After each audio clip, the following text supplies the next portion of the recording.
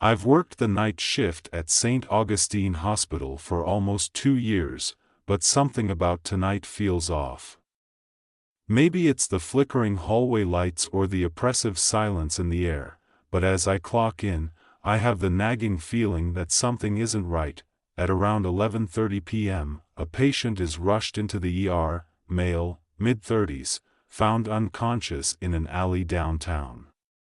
His vitals are unstable, but there's no sign of trauma. We stabilize him and move him to room 302, but there's something strange. His medical records show that he was admitted here 2 months ago under a different name. My gut tells me to dig deeper. By 2 a.m., the ER has quieted down. I decide to check on the man in 302. As I approach his room, I notice something odd. The door is slightly ajar, and the sheets are on the floor. The patient is gone. I call security, but they don't take me seriously.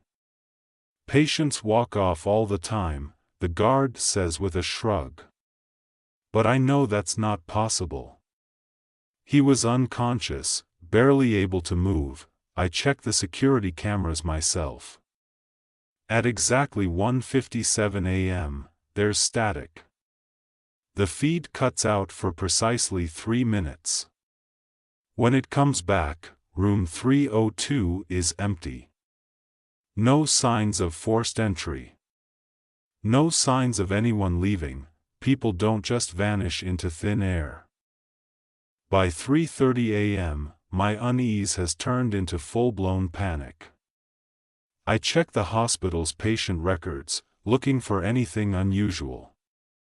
What I find makes my stomach turn. Over the past 5 years, there have been 6 other patients just like him, admitted under strange circumstances, no family, no past medical records, and always disappearing without a trace. The hospital officially classifies them as discharged against medical advice, but no one has ever followed up. Even worse, I recognize one of the names on the list, a nurse who worked the night shift before me. A nurse who disappeared last year. I need answers. If the security cameras aren't showing what happened, maybe the hospital's internal logs will. But the only way to access them is from the old records room. In the basement, the hospital basement is where outdated equipment and unused files are kept. Nobody comes down here unless they have to. The air smells stale, and the fluorescent lights flicker weakly. I log into the system and pull up the hospital's hidden security logs. There's an encrypted file labeled non-admitted patients.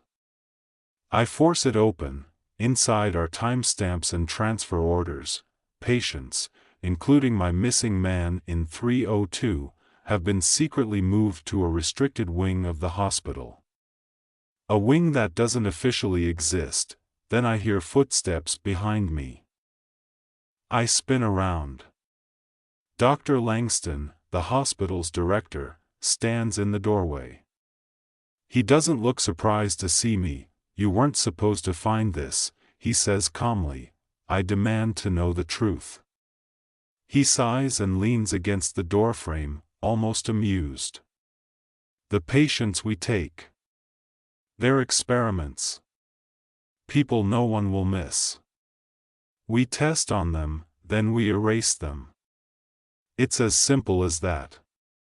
My hands shake. What happens when staff members find out? He smiles. "Well, they either join us. Or they disappear, too." Without hesitation, I grab a wooden plank lying at my feet and swing it hard. The impact knocks him unconscious before he can react. My heart pounds as I turn and bolt out of the basement, running through the empty halls of the hospital. I don't stop. I don't look back. I never return to that hospital again. Working the night shift at St. Mark's Hospital had its perks, mainly the peace and quiet. Fewer visitors, fewer staff, and a certain stillness that you could never find during the chaotic daytime. But it also had its downsides: exhaustion, isolation, and a feeling that something was always just a little off. I was used to the eerie silence of the corridors, the occasional flicker of a fluorescent light, and the distant beeping of heart monitors. I had convinced myself that every strange noise had a rational explanation. Until that night. It started at 2:37 a.m.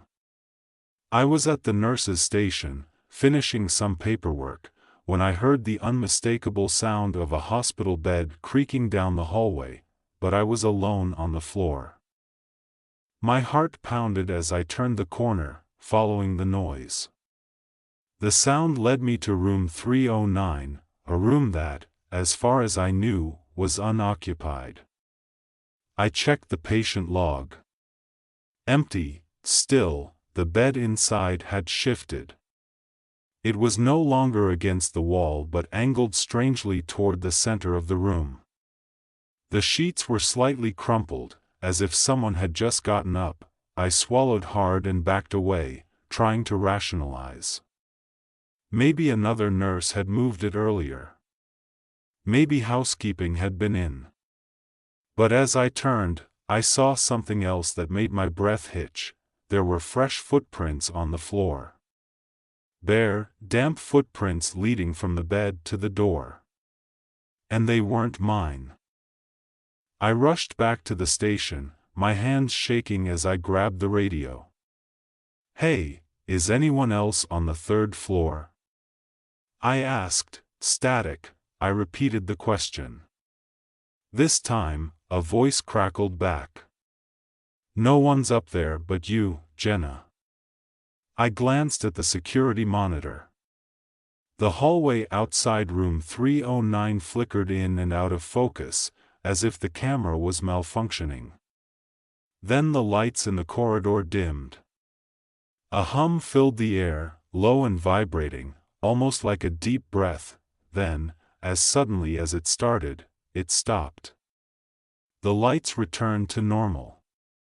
The humming ceased. But the footprints, they were gone.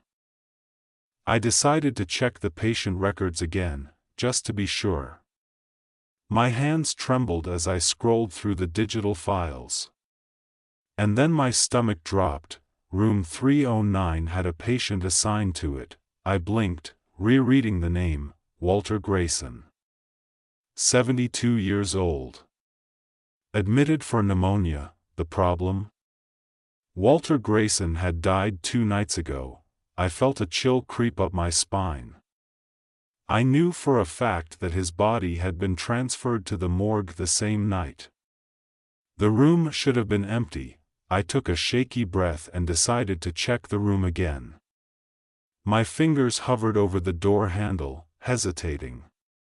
When I finally pushed it open, the bed was back in its original position against the wall. The sheets were pristine. No footprints. No sign of movement. Had I imagined it all? Was exhaustion playing tricks on me? Then I heard it, a slow, rattling breath coming from the dark corner of the room. I spun around, my breath catching in my throat.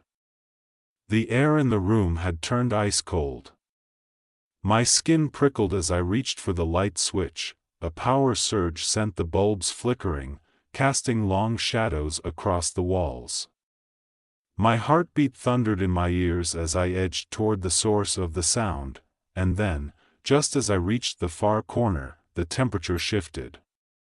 The breath, whatever had made it, was gone. The room felt normal again. I backed out, slamming the door shut behind me. I didn't know what had just happened, and I wasn't sure I wanted to. But I knew one thing: would never work another night shift at St. Mark's again. When my shift ended at dawn, I handed in my resignation. Some mysteries weren't meant to be solved. And some things were better left undisturbed.